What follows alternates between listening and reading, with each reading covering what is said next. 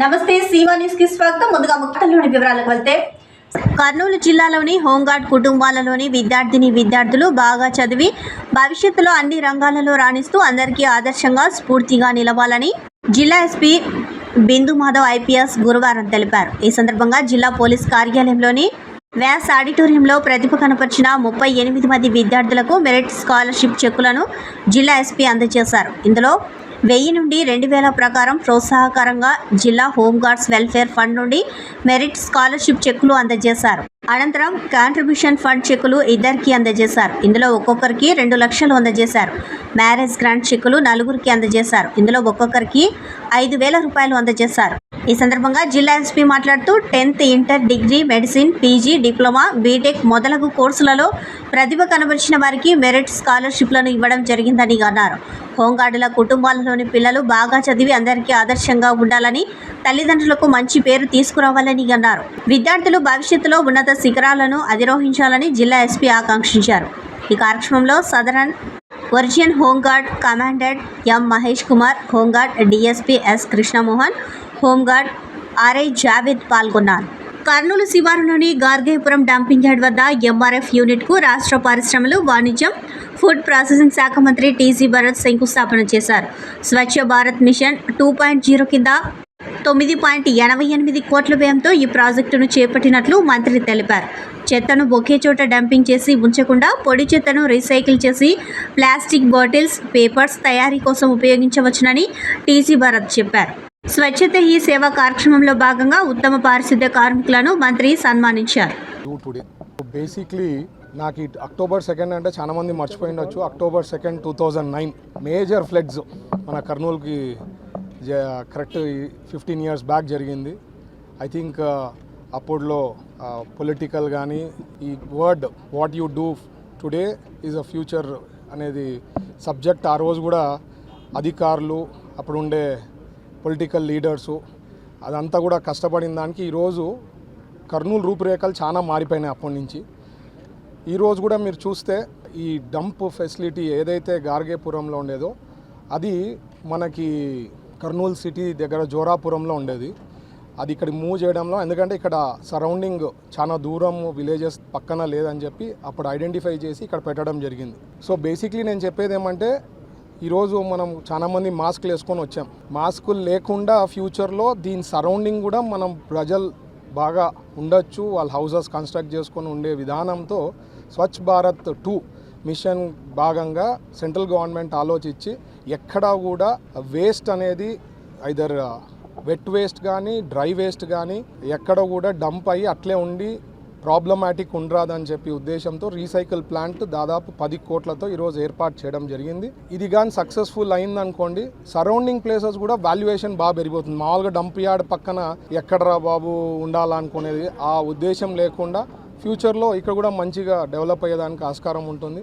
So ఈ project ఏదైతే 6 months అన్నారో, నేను కాంట్రాక్టర్ గారికి మన కమిషనర్ గారికి రిక్వెస్ట్ ఏమంటే బిఫోర్ మార్చ్ అంటే ఈ ఫైనాన్షియల్ ఇయర్ ఎండ్ లోపలనే కమిషన్ చేసి April 1 నుంచి అన్న అట్లీస్ట్ ఈ డంప్ యార్డ్ సిస్టమ్ ప్రారంభోత్సవం. రాష్ట్రంలో అధికారంలో ఉన్న కూటమి ప్రభుత్వం లడ్డు రాజకీయాలను పక్కన పెట్టి వేలాది మందికి ఉపాధి చూపుతున్న విశాఖ స్టీల్ ప్లాంట్ ప్రైవేటీకరణపై కేంద్ర, రాష్ట్ర ప్రభుత్వాలు స్పందించాలని రైతు సంఘం జిల్లా మాజీ నాయకులు గిడ్డయ్య, ఏపీ రైతు సంఘం జిల్లా ప్రధాన కార్యదర్శి జి రామకృష్ణ, కర్నూలు జిల్లా సహాయక కార్యదర్శి డి శ్రీనివాసరావు, అఖిల భారత రైతులు కూలీ సంఘం జిల్లా సహాయక కార్యదర్శి వెంకటస్వామి, రైతు స్వరాజ్య వేదిక నాయకులు పోతుల శేఖర్ డిమాండ్ చేశారు. విశాఖ స్టీల్ ప్లాంట్ ప్రైవేటీకరణకు వ్యతిరేకంగా రాష్ట్ర వ్యాప్తంగా నిరసన దీక్షలో భాగంగా కర్నూలు నగరంలోని ధర్నా చౌక్ దగ్గర రైతు మహిళా వృత్తి సంఘాలు నిర్వహిస్తున్న నిరసన దీక్షలు చేపట్టారు. ఈ కార్యక్రమానికి ఏఐకేఎస్ సురేంద్ర యాదవ్, జి ఆంజనేయులు అధ్యక్షత వహించారు. రైతు సంఘం మాజీ జిల్లా కార్యదర్శి గిడ్డయ్య, ఏపీ రైతు సంఘం జిల్లా ప్రధాన కార్యదర్శి జి రామకృష్ణ, ఎస్యూసీఐ జిల్లా నాయకులు నాగన్న పూలమాలలు వేసి ప్రారంభించారు. ఈ సందర్భంగా వారు మాట్లాడుతూ విశాఖ స్టీల్ ప్లాంట్ను సందర్శించిన కేంద్ర మంత్రి కుమారస్వామి, సహాయ మంత్రి శ్రీనివాస్ వర్మలు విశాఖ స్టీల్ ప్లాంట్ దేశంలోని అత్యుత్తమ స్టీల్ ప్లాంట్ అని కొనియాడారు. 45 రోజులు విశాఖపట్నం స్టీల్ ప్లాంట్ రక్షించేందుకు ప్రణాళిక సిద్ధం చేస్తామని, మోడీని ఒప్పించి విశాఖ స్టీల్ ప్లాంట్ సెయిల్లో విలీనం చేస్తామని, పూర్తి సామర్థ్యంతో నడిపిస్తామని ప్రకటించి వాటిని అమలు చేయకపోగా ఉక్కు పరిశ్రమ ప్రైవేటీకరణ భాగంగా ఉత్పత్తి సామర్థ్యాన్ని తగ్గిస్తూ కోకింగ్ కోల్ పక్కనే ఉన్న గంగవరం పోర్టు నుంచి విశాఖ స్టీల్ ప్లాంట్కు రానివ్వకుండా ఉక్కు ఉత్పత్తి సామర్థ్యాన్ని తగ్గిస్తూ విశాఖ ఉక్కు పరిశ్రమ ప్రైవేటీకరణకు కేంద్ర ప్రత్యామ్నాయాలు ముమ్మరం చేస్తూ ఉంటే కేంద్ర ప్రభుత్వాన్ని నిలదీయడంలో విఫలమైన రాష్ట్ర ముఖ్యమంత్రి చంద్రబాబు నాయుడు, ఉప ముఖ్యమంత్రి పవన్ కళ్యాణ్లు ప్రజలను పక్కదారి పట్టించడం కోసం లడ్డు రాజకీయాలను సనాతన ధర్మం చుట్టూ తిరుగుతూ రాష్ట్ర ప్రజలను పక్కదారి పట్టిస్తున్నారని వారు మండిపడ్డారు. ఈ కార్యక్రమంలో సిపిఐ నగర కార్యదర్శి రామకృష్ణారెడ్డి, ఏఐటియుసి జిల్లా ప్రధాన కార్యదర్శి మునెప్ప, ఏఐకేఎస్ జిల్లా సహాయ కార్యదర్శి శ్రీనివాసులు, మెడికల్ రెప్ యూనియన్ రాష్ట్ర నాయకులు కోటేశ్వరరావు, అఖిల భారత రైతుల సంఘం నగర అధ్యక్షుడు కోలాపురం రాజు, పీడీఎస్యు రాష్ట్ర ప్రధాన కార్యదర్శి భాస్కర్, జిల్లా ఉపాధ్యక్షులు రమణ, వృత్తిదారుల సంఘం రాష్ట్ర అధ్యక్షులు గురుశేఖర్, శ్రీనివాసులు, ఏపీ రైతు సంఘం జిల్లా ఉపాధ్యక్షుడు హనుమంతు, మహిళా సంఘం నాయకులు కె అరుణ, జయమ్మ, సుజాత, పద్మ, జమిజా, నన్నూరు మధుసూదన్, కె దస్తగిరి, పట్టణ పౌర సంక్షేమ సంఘం నాయకులు రమణ తదితరులు పాల్గొన్నారు. గత 3 రోజుల నుంచి మరి 1, 2, 3 తేదీల్లో ఈ కార్యక్రమంలో పాల్గొంటున్నటువంటి రైతు సంఘం జిల్లా కార్యదర్శి రామకృష్ణ గారు, రావు గారు, సురేంద్ర గారు, అదేవిధంగా డిక్టేటర్ చాలా మంది, వెంకటస్వామి, ఎస్ఎస్సీ మూడోసారి కొలువు తీరింది. విశాఖ ఉక్కు పరిశ్రమ పరిరక్షణ కోసం తక్షణమే ఈ ప్రైవేటీకరణ ఆపాలని చెప్పి కోరుతూ మరి విద్యార్థి యువజన సంఘాలు, కార్మిక సంఘాలు, రైతు సంఘాలు ఈ రాష్ట్ర వ్యాప్తంగా అన్ని జిల్లా కేంద్రాల్లో పెద్ద ఎత్తున ఈ నిరసన దీక్షలు కొనసాగిస్తూ ఉన్నాయి. మరి ప్రభుత్వం గత 10 రోజుల నుంచి అంటే ప్రైవేటీకరణ వైపు వేగంగా అడుగులు వేస్తున్నట్ల స్పష్టంగా కనపడతా ఉంది. అందులో భాగంగానే నిన్న లేదు మొన్న 2 రోజుల క్రితం అంటే దాదాపు 5,000 మందిని కాంట్రాక్ట్ వర్కర్స్ని విధుల నుండి తొలగించి ఉద్యోగాల నుండి బయటకు పంపించారు. రోడ్డు పడేసే కార్యక్రమాన్ని పూనుకున్నారు. దీని కారణంగా రాబోయే కాలంలో మరింత ఇబ్బందులు వస్తాయి. ఏదో పద్ధతుల్లో విశాఖ ఉక్కు పరిశ్రమని మూతవేయడానికి ప్రయత్నం జరుగుతూ ఉంది. తక్షణమే ఈ ప్రయత్నాలని మానుకోవాలని చెప్పి మేము డిమాండ్ చేస్తూ ఉన్నాం. అదేవిధంగా ఈ రాష్ట్ర ముఖ్యమంత్రి చంద్రబాబు నాయుడు గారు మరి జోక్యం చేసుకోవాలి. జోక్యం చేసుకొని కేంద్ర ప్రభుత్వంతో మాట్లాడాలి. నరేంద్ర మోడీతోన, అమిత్ షాతోన, కేంద్ర ప్రభుత్వ యంత్రాంగంతో మాట్లాడి ఈ విశాఖ ఉక్కు పరిశ్రమ ప్రైవేటీకరణ కాకుండా ఆపాల్సిన అవసరం ఉంది. ఈ రాష్ట్రానికి చేయరాదని చెప్పేసి ఆ రకంగా ప్రభుత్వ రంగంలోనే ఉంచాలని చెప్పేసి గత 4 సంవత్సరాలుగా అక్కడ ఉన్నటువంటి కార్మిక వర్గం ఆందోళన చేస్తుంది. అయినా ఈ ప్రభుత్వాలకు చీమ కుట్టినట్లు కూడా లేదు. అందుకోసమే మొత్తం ప్రజా సంఘాలన్నీ కూడా ఐక్యమై కార్యాచరణ కమిటీగా ఏర్పడి మొత్తం రాష్ట్ర వ్యాప్తంగా 1, 2, 3 తారీఖులలో దీక్షలు చేయాలని చెప్పేసి ఆ రకంగా ప్రభుత్వానికి నిరసన తెలియజేయాలని చెప్పేసి భావించింది. అందులో భాగంగానే కర్నూలు జిల్లాలో 1వ తారీఖున విద్యార్థి యువజన సంఘాలు ఇక్కడ దీక్షలో కూర్చున్నారు. 2వ తారీఖున కార్మిక సంఘాలు, ఈరోజు రైతు సంఘాలు, వ్యవసాయ కార్మిక సంఘాలు, కౌలు రైతు సంఘం, మహిళా సంఘం, వృత్తిదారుల సంఘాల ఆధ్వర్యంలో ఈరోజు దీక్షలు కొనసాగుతున్నాయి.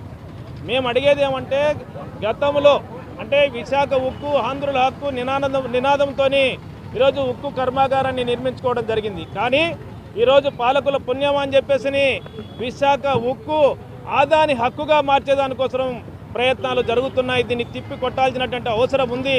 ఎందుకంటే నిన్నగాక మొన్న ఈరోజు మొత్తం కూడా కార్మికులను తొలగించే ప్రయత్నం చేస్తే, కుట్రలు బనితే అక్కడ ఉండేటువంటి కార్మిక వర్గం పోరాడి దాన్ని తిప్పి కొట్టడం జరిగింది. మళ్ళీ విధుల్లో చేర్చుకుంటామని చెప్పేసి లేబర్ అధికారుల సమక్షంలో లిఖిత పూర్వకంగా రాసి ఇచ్చి ఆ రకంగా మొదటి విజయంగా అది జరిగినటువంటి పరిస్థితి కూడా మనము ఈరోజే అన్ని పత్రికల్లో రావడం అనేటువంటి జరిగింది. ఇప్పటికైనా ఎందుకంటే నరేంద్ర మోడీ గారు ఈరోజు మొత్తం కూడా అన్ని ప్రభుత్వ రంగ సంస్థలన్నింటినీ కూడా ఈరోజు ప్రైవేటీకరించి ఈరోజు కార్పొరేట్ సంస్థలకు ఊడిగం చేస్తున్నటువంటి పరిస్థితి ఉంది. మరి ఇక్కడ ఏర్పడినటువంటి ఈ కూటమి ప్రభుత్వం ఆ రోజు ఇచ్చినటువంటి వాగ్దానం ఏదైతే ప్రైవేటైజేషన్లో కాకుండా మేము ప్రభుత్వ రంగంలోనే నిలుపుతామని చెప్పేసి మేము అధికారంలోకి వస్తే కనుక అని చెప్పేసి హామీ ఇచ్చారు. ఈరోజు పవన్ కళ్యాణ్ కానీ లేకుంటే చంద్రబాబు నాయుడు కానీ మాట కూడా మాట్లాడేటువంటి ధైర్యం లేనటువంటి పరిస్థితి ఉంది. కాబట్టి ఏమాత్రం ఈ ప్రభుత్వాలకు చిత్తశుద్ధి ఉంటే మొత్తం విశాఖ ఉక్కు పరిశ్రమను ప్రభుత్వ రంగంలో నిలుపుతాము, అందుకు కావాల్సిన నిధులు కానీ గనులు కానీ ఏర్పాటు చేయాలని చెప్పేసి ఆ రకంగా కేంద్ర ప్రభుత్వమైన ఒత్తిడి తీసుకొని వచ్చి ప్రభుత్వ రంగం ఏదైతే విశాఖ ఉక్కు పరిశ్రమను ప్రభుత్వ రంగంలోనే ఉంచాలని చెప్పేసి, కాబట్టి రాబోయే కాలంలో కేవలం దీక్షలతోనే ముగిసదు, మొత్తం ప్రజానీకాన్ని అంతా కూడా గ్రామ గ్రామాన చైతన్యపరిచి మొత్తం కూడా పెద్ద ఎత్తున ఆందోళనకు పూనుకోవాల్సింది వస్తుంది. స్థానిక లక్ష్మీపురంలోని రిడ్జ్ పాఠశాలలో గత 4 రోజులుగా జరుగుతున్న ఆంధ్రప్రదేశ్ మరియు తెలంగాణ రాష్ట్రాల CBSE క్లస్టర్ 7 ఫుట్బాల్ టోర్నమెంట్ నేడు ఘనంగా ముగిసింది. సెమీఫైనల్ ప్రారంభ వేడుకలకు పత్తికొండ శాసనసభ్యులు గౌరవనీయులు కె శ్యాంబాబు విచ్చేసి క్రీడాకారులకు శుభాకాంక్షలు తెలియజేశారు. రిడ్జ్ పాఠశాల CEO జి గోపీనాథ్ అధ్యక్షతన నిర్వహించబడిన ముగింపు కార్యక్రమానికి పాణ్యం శాసనసభ్యులు గౌరవనీయులు శ్రీమతి గౌరీచరితారెడ్డి ముఖ్య అతిథిగా విచ్చేశారు. ఈ సందర్భంగా క్రీడాకారులతో గౌరీచరితారెడ్డి మాట్లాడుతూ క్రీడా మైదానాలలో ఉండవలసిన యువత సెల్ ఫోన్లలో నెట్ ప్రపంచంలో మునిగిపోయిందని అన్నారు. క్రీడల వల్ల శారీరక పటుత్వంతో పాటు మానసిక పటుత్వం పెరుగుతుందని అన్నారు. నేడు విద్యార్థులు ఆత్మహత్యలకు గురవుతున్నారు అంటే వారిలో మానసిక పటుత్వం లేకపోవడమే అని తెలుపుతూ క్రీడల వల్ల గొప్ప మానసిక ధైర్యం కలుగుతుందని అన్నారు. నేడు పురుషులతో పాటు మహిళలు కూడా అనేక రకాల క్రీడలలో రాణిస్తూ మన దేశానికి గొప్ప పేరు తెస్తున్నారని అన్నారు. మొన్న జరిగిన ఒలింపిక్ క్రీడల్లో మహిళలు కూడా మంచి పతకాలు సాధించారని అన్నారు. అనంతరం రవీంద్ర విద్యా సంస్థల వ్యవస్థాపకులు జి పుల్లయ్య మాట్లాడుతూ కర్నూలు నగరంలో ఇంత గొప్ప ఫుట్బాల్ టోర్నమెంట్ను నిర్వహించుకోవడం కర్నూలు చరిత్రలో నిలిచిపోయే గొప్ప విషయమని అన్నారు. ఈ కార్యక్రమంలో పాఠశాల సమన్వయకర్త సౌమ్య గోపీనాథ్, టోర్నమెంట్ కార్యదర్శి డీన్ రాజేంద్రన్, ప్రిన్సిపల్ రాజ్ కమల్ తదితరులు పాల్గొన్నారు. అనంతరం విజయం సాధించిన జట్టు క్రీడాకారులకు ట్రోఫీలు, మెడల్స్ మరియు సర్టిఫికేట్లు ప్రదానోత్సవం జరిగింది. ఫైనల్లో విజయం సాధించిన జట్టు all come to the front of the dais. All of you, those are sitting under those lovely beautiful tents, can you all come to the front? So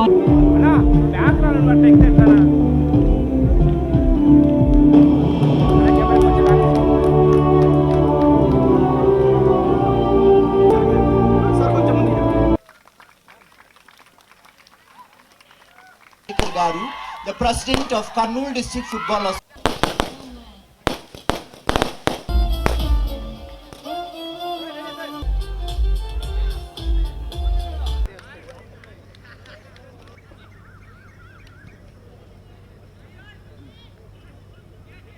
boys టోర్నమెంట్కి ఆతిథ్యం ఇచ్చిన రిడ్జ్ స్కూల్ యాజమాన్యానికి, అలాగే ఉపాధ్యాయులకు అందరికీ నా హృదయపూర్వక నమస్కారాలు తెలియజేస్తున్నా. విద్యార్థులకు శుభాశీస్సులు. మీకు అందరికీ తెలుసు చదువు ఎంత ముఖ్యమో ఈరోజు ఆటలు కూడా అంతే ముఖ్యం. ఈ ఆటలు మీలో ఉన్న సృజనాత్మకతను బయటికి తీయడానికి ఎంతగానో ఉపయోగపడతాయి. మనం ఎంతసేపు ఉన్నా చదువుకుంటా ఉన్నాం, ఫస్ట్ ర్యాంకులు వస్తూ ఉన్నాయి అనే కాకుండా మనము శారీరకంగా, మానసికంగా, ఉల్లాసంగా, ఉత్సాహంగా ఉండడానికి క్రీడలు ఎంతగానో ఉపయోగపడతా ఉన్నాయి. కాబట్టి మీరు జీవితంలో స్థిరపడడానికి కూడా క్రీడలు ఎంతగానో ఉపయోగపడుతున్నాయి. మీరు క్రీడల్లో బాగా రాణిస్తే మీకు గవర్నమెంట్ జాబ్స్ రావడానికి కూడా అవకాశం ఉంది. ఈరోజు చూడండి, 2 స్టేట్లు ఏపీ, తెలంగాణ 2 స్టేట్లకి ఇక్కడ రిడ్జ్ స్కూల్ మన పుల్లయ్య సార్ గారు పెద్ద ఎత్తున ఇక్కడ ఆతిథ్యం ఇవ్వడం జరిగింది. దాదాపు 180 CBSE స్కూల్స్ అంటేనే ఎక్కువ హైదరాబాద్లో ఎక్కువ ఉన్నాయి. CBSE స్కూల్స్ చాలా స్కూల్స్ ఇక్కడ 150 స్కూళ్ళ దాకా పాల్గొనడం జరిగింది.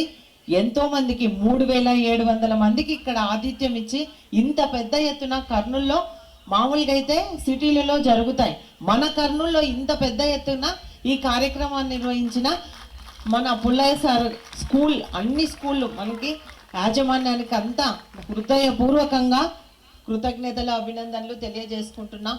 మన కర్నూలు క్రీడలకి ఎంతో ప్రాధాన్యం ఇస్తూ ఉంది.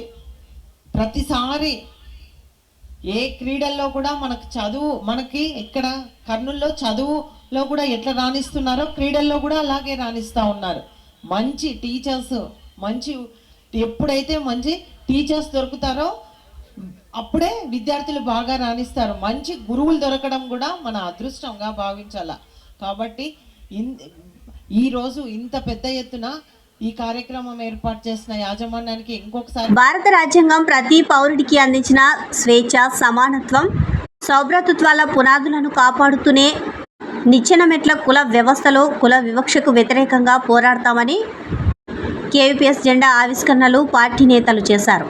ఈ సందర్భంగా నాయకులు మాట్లాడుతూ తరతరాలుగా దళితులను అంటరాని వాళ్లను చేసి ఆర్థిక హక్కులకు దూరంగా ఉంచి దేహి అనే బతుకులుగా మార్చిన పాతకాలపు మనువాదాన్ని నేడు తిరగడుతున్న వ్యవస్థకు వ్యతిరేకంగా చైతన్యమైన నేటికి దళితులపై నాటి వారసత్వంగా కొనసాగుతున్న అంటరానితనం, కుల వివక్షత, అణిచివేత ఇంకెంత కాలమంటూ అణగారిన వర్గాలను ఒకటిగా ఐక్యం చేసేందుకు కేవీపీఎస్ ముందుకు సాగుతుందని అన్నారు.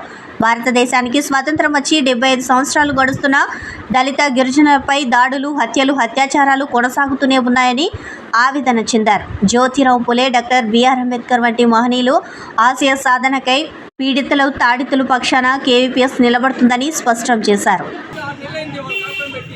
తర్వాత వాళ్ళ అమ్మ తండ్రి కూడా తండ్రి వాళ్ళ అమ్మ వచ్చేసి కొత్త ఊరికి వచ్చింది.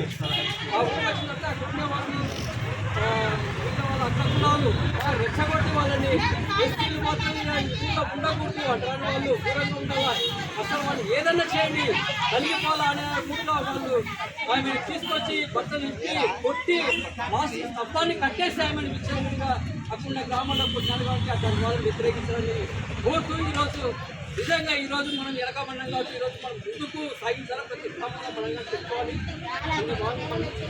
దీంతో పాటు వ్యవసాయ ప్రాంతాల్లో ఈ రోజుకి చూస్తే చాలా ప్రాంతాల్లో ఇల్లు కూడా ఇచ్చే పరిస్థితి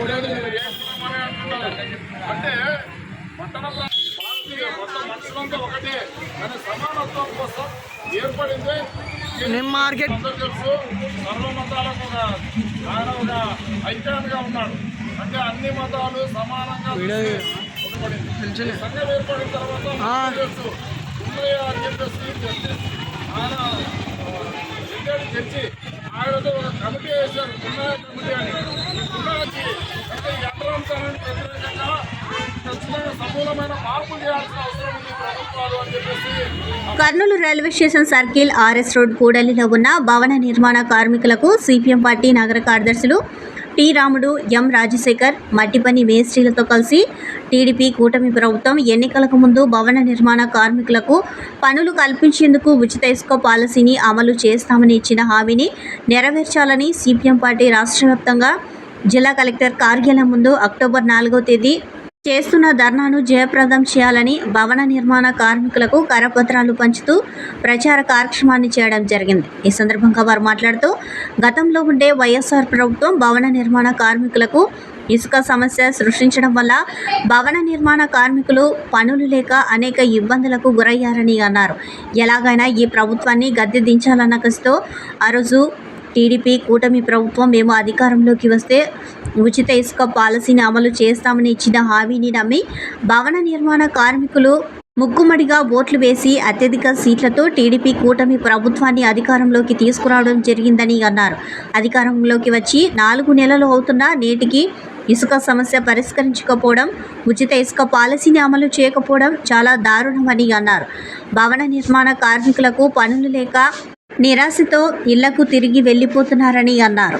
ఇప్పటికైనా ప్రభుత్వం ఇచ్చిన ఉచిత ఇసుక హామీని నిలబెట్టుకోవాలని డిమాండ్ చేశారు. భవన నిర్మాణ కార్మికులు, మధ్యతరగతి ప్రజలు అక్టోబర్ 4వ తేదీ ఉదయం 10 గంటలకు కర్నూలు జిల్లా కలెక్టర్ కార్యాలయం ముందు సిపిఎం పార్టీ తలపెట్టిన ధర్నా కార్యక్రమంలో పాల్గొని జయప్రదం చేయాలని పిలుపునిచ్చారు. భవన నిర్మాణ కార్మికులు, మట్టిపని కార్మికులు ఈ పైరోడ్ జంక్షన్లో దాదాపు 12-1 గంట వరకు ఎదురు చూడవలసి వస్తుంది. ఒక బండి వచ్చిందంటే సార్ మేము వస్తాం పనికి అని చెప్పేసి ఈరోజు గుంపులుగా ఈ పైరోడ్ జంక్షన్లో ఉంటున్నారు. దీనికి కారణం ఏమంటే ప్రభుత్వ విధానాలే. ఇసుక ఫ్రీ ఇస్తామని చెప్పేసి చంద్రబాబు నాయుడు గవర్నమెంట్ ఎన్నికల ముందు హామీ ఇచ్చింది. కానీ హామీ మేరకు ఉచిత ఇసుక సంగతి ఏమో కానీ అసలుకి ఇసుక అనేది గత ప్రభుత్వానికి ఈ ప్రభుత్వానికి ఏం తేడా లేని పరిస్థితి ఉంది. ఇసుక దొరకకపోవడం వల్ల నిర్మాణాలు చూసాం మనం ఎక్కడ నిలబడిపోయినాయి. కనుక మేము కోరేదేమంటే ప్రభుత్వము ఎన్నికల ముందు ఉచిత ఇసుక ఇస్తానండి, కనుక ఉచిత ఇసుక హామీని వెంటనే అమలు చేయాలని చెప్పేసి మేము సిపిఎం పార్టీగా డిమాండ్ చేస్తూ రేపు కలెక్టర్ కార్యాలయం ఎదుట ధర్నాచ కార్యక్రమం చేస్తున్నాం. ప్రభుత్వం ఇప్పటికైనా స్పందించి ఉచిత ఇసుక ఇచ్చి భవన నిర్మాణ కార్మికులందరికీ పనులు కల్పించాలని చెప్పేసి మేము సిపిఎం పార్టీగా డిమాండ్ చేస్తున్నాం.